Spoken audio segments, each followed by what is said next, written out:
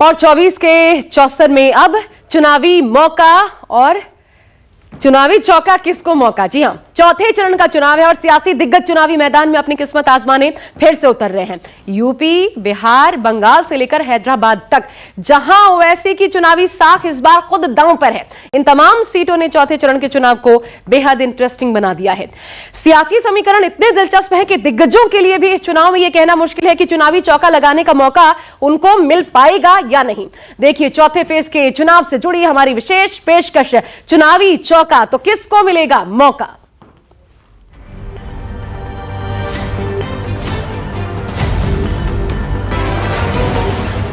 आप लोग सब मिलकर के इस बार हमारी भी मदद करने का काम करेंगे।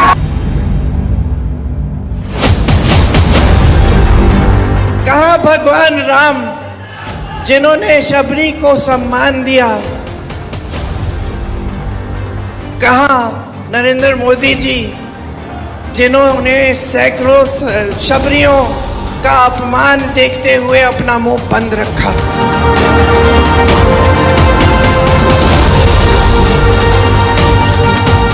हमारी जब केंद्र में सरकार बनेगी तो पूरे देश में 1 करोड़ नौजवानों को सरकारी नौकरी हम लोग दिलाने का काम करेंगे। उत्तर प्रदेश में इंडिया गठबंधन का तूफान आ रहा है। 3 चरण की वोटिंग खत्म होने के बाद लोकसभा चुनाव की गाड़ी अपना आधा रास्ता तय कर चुकी है। अब तैयारी चौथे चरण की लड़ाई की है।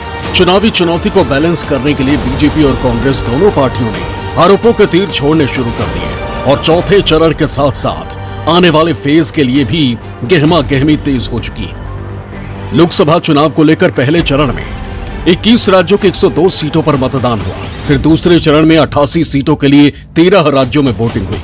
तीसरे चरण में कुछ बदलावों के साथ 12 राज्यों की 94 सीटों पर वोट पड़े और अब तैयारी चौथे चरण के चुनाव की है। अपना आधा रास्ता तय कर चुका 2024 लोकसभा का चुनाव मुद्दों और बयानों को लेकर भी काफी दिलचस्प हो चुका है। 2024 के लोकसभा चुनाव में कुल 7 चरणों में से चौथा चरण बेहद अहम है।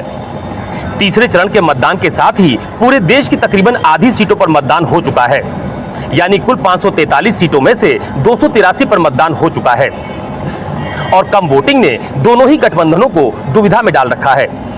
ऐसे में सत्ता और विपक्ष दोनों ही एक दूसरे को पटखनी देने की तैयारी में जुटे हुए हैं। लोकसभा चुनाव के चौथे चरण में 13 मई को 10 राज्यों के 96 सीटों पर वोटिंग होगी।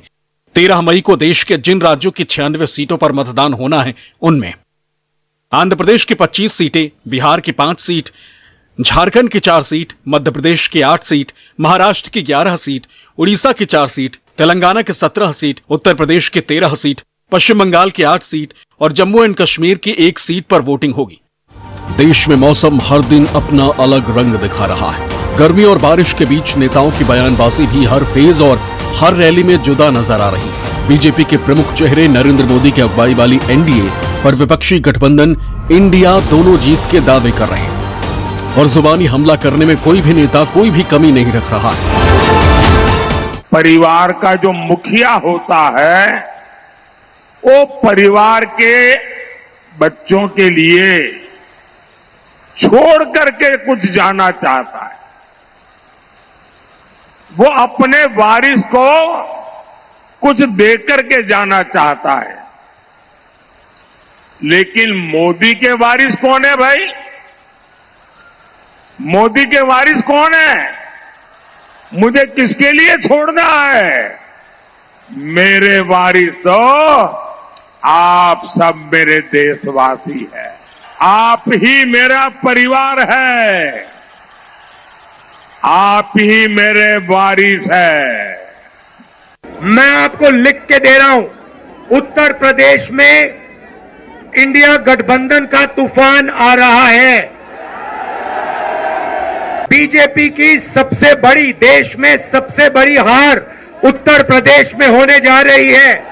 उत्तर प्रदेश में बदलाव होना है और हिंदुस्तान में बदलाव होना है। आप गारंटी लिख के ले लो, नरेंद्र मोदी हिंदुस्तान का प्रधानमंत्री नहीं बनेगा।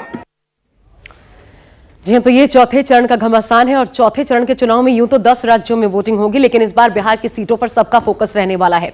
बिहार में चौथे चरण के चुनाव में नीतीश और नरेंद्र मोदी के मंत्रियों का इम्तिहान है। तो वहीं एक सीट पर नीतीश के मंत्री अशोक चौधरी और महेश्वर हजारी के बेटा और बेटी चुनाव मैदान में है। बिहार के चुनावी मैदान में दिग्गजों की अगर हम बात करें, कौन कौन से चेहरे इस बार अपनी किस्मत आजमाने जा रहे हैं, देखिए एक एक करके वो दिखाते हैं आपको। सबसे पहले तो एक बड़ा चेहरा गिरिराज सिंह का बेगूसराय से चुनावी मैदान में, सीपीआई के अवधेश राय उनके सामने दूसरी बार कैंडिडेट बने हैं गिरिराज सिंह। पिछली बार आपको याद होगा कन्हैया कुमार को बड़े अंतर से इन्होंने शिकस्त दी थी।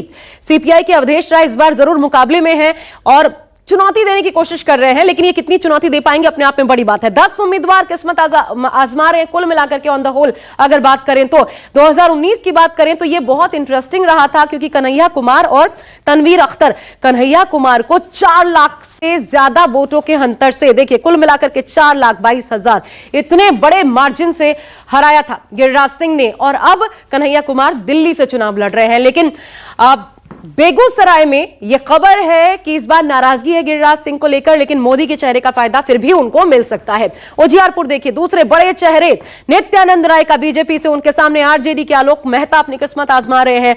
उजियारपुर से कुल मिलाकर के 13 कैंडिडेट इस बार चुनावी मैदान में है। बीजेपी से नित्यानंद राय एक बड़ा चेहरा, बीजेपी ने जिनके ऊपर दांव खेला है। आरजेडी से आलोक मेहता, जैसा हम आपको दिखा रहे हैं, ये कैंडिडेट है इस बार। क्या इनके पक्ष में जाता है? आरजेडी में तेजस्वी यादव की छवि, ये देखिए आलोक मेहता तेजस्वी के करीबी भी माने जाते हैं, तो ये इनको फायदा पहुंचा सकता है इस रूप में। लेकिन कितना कारगर हो पाएगा कि नहीं, ये नहीं कहा जा सकता। समस्तीपुर में देखिए नीतीश के 2 मंत्रियों की साख यहां पर दांव पर लगी है। एलजेपी से शांभवी चौधरी मैदान में है क्योंकि, और आरजेडी से सन्नी हजारी। अब महेश्वर हजारी के बेटे हैं सन्नी हजारी, और यानी आप समझ सकते हैं कि आरजेडी दोनों जो हैं दरअसल जेडीयू के मंत्री हैं, लेकिन उनके बेटा और उनकी बेटी चुनावी मैदान में आमने सामने है। ये कितनी अजीबोगरीब परिस्थिति यहां पर बनती हुई नजर आ रही है। महेश्वर हजारी के बेटे हैं सन्नी हजारी, आरजेडी प्रत्याशी बने हैं, जबकि शांभवी चौधरी जो है वो भी जेडीयू के अशोक चौधरी जो है उनकी बेटी हैं। बेटे बेटी को जिताने के लिए पूरी ताकत झोंक दी गई है। आखिर कौन जीतता है, इनके बीच मुकाबला बेहद इंटरेस्टिंग माना जा रहा है। एक और सीट, मुंगेर सीट, लल्लन सिंह यहां से चुनावी मैदान में, अनिता देवी आरजेडी की तरफ से। यहां पर बाहुबलियों का चुनाव इसे कहा जा रहा है। नीतीश के करीबी लल्लन सिंह है, आप जानते हैं। बाहुबली अशोक महतो की पत्नी अनिता देवी से इनका मुकाबला है। अब बड़ी बात यह है कि अगर यहां पर बाहुबली है तो यहां भी अनंत सिंह का सपोर्ट है इनके साथ। 2019 में लल्लन सिंह 1.67 इतने लाख मतों से जीते थे।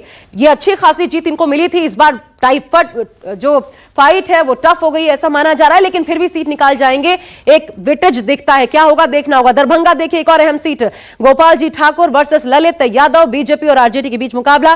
बीजेपी ने गोपाल जी ठाकुर पर दाव खेला है, आरजेडी के ललित यादव जिनसे उनका सीधा सीधा मुकाबला है। यह चेहरों का चुनाव नहीं है। फिर बता दें आपको, यहां पर मोदी वर्सेस एक बार फिर तेजस्वी यादव। 2019 में आरजेडी बीजेपी के बीच मुकाबला था, एक टफ फाइट की बात जरूर कही जा रही थी, लेकिन फिर भी गोपाल जी ठाकुर यहां से जीते थे। तो यह समीकरण किसका देते हैं और किसके विपरीत जाते हैं बिहार में, इस बार यह कहना बहुत मुश्किल है। 2019 में देखिए अब्दुल बारी सिद्दीकी 2.67 इतने लाख वोटों के अंतर से हारे थे। एक बड़ी हार एक बड़े चेहरे को मिली थी। और अब जब बदली हुई परिस्थितियों में चुनाव हो रहा है, दिग्गज चेहरे मैदान में है, तो बिहार में इस चुनाव का मतलब एक ही है, यह भी जान लीजिए। प्रधानमंत्री भी बिहार में पहली बार रोड शो कर रहे हैं। प्रधानमंत्री के तौर पर यह पहली बार है जब कोई प्रधानमंत्री रोड शो के जरिए सड़क पर पटना में उतरा हो। यह अपने आप में एक इतिहास है और बिहार के लिए तो खासकर मोदी एक चेहरा है। उनको स्वीकारना या उनको नकारना, यह चुनाव दरअसल यही है।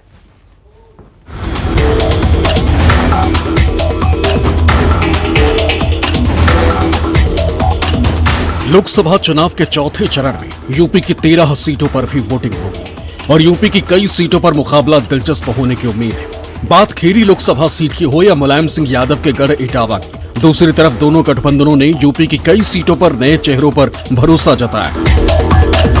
ऐसे में इलेक्शन के इस मिडिल ओवर में कौन अपनी पकड़ बनाता है, ये देखना दिलचस्प होगा। गिरिराज सिंह नरेंद्र मोदी का सिपाही है। नरेंद्र मोदी का एक ही सूत्र है, विकास विकास विकास।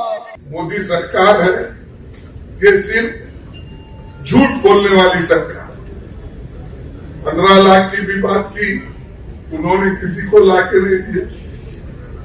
2-2 करोड़ नौकरियां हर साल, 20 करोड़ नौकरियां, 20 लाख भी नहीं दिया। सरकार ने जो 30 लाख नौकरियां खाली है वो नहीं दिया। जो ऑलरेडी कमिटेड है, जिसके लिए बजट रखा जाता है, वो नौकरियां भी वो नहीं दे रहे। बेगूसराय लोकसभा की महान जनता से आज ये आग्रह करने आया कि मेरे अभिभावक आदरणीय श्री गिरिराज सिंह जी को आगामी 13 तारीख को 1 नंबर पर कमल छाप के सामने बटन दबाकर अपना वोट दें और हमारे प्रधानमंत्री आदरणीय नरेंद्र मोदी जी को तीसरी बार देश का प्रधानमंत्री बनाने में अपना महत्वपूर्ण योगदान दें। मोदी जी है तो आरक्षण पर खतरा है, मोदी जी है तो लोकतंत्र और संविधान पर खतरा है। ये यथार्थ है, सच्चाई है। कान बंद कर करके नहीं रहना चाहिए। खेरी लोकसभा सीट से केंद्रीय गृह राज्य मंत्री अजय मिश्र टेनी को भाजपा ने लगातार चौथी बार चुनाव में उतारा। पिछले 2 चुनाव में जीत का परचम लहराने वाले अजय मिश्र टेनी के पास इस बार हैट्रिक का मौका।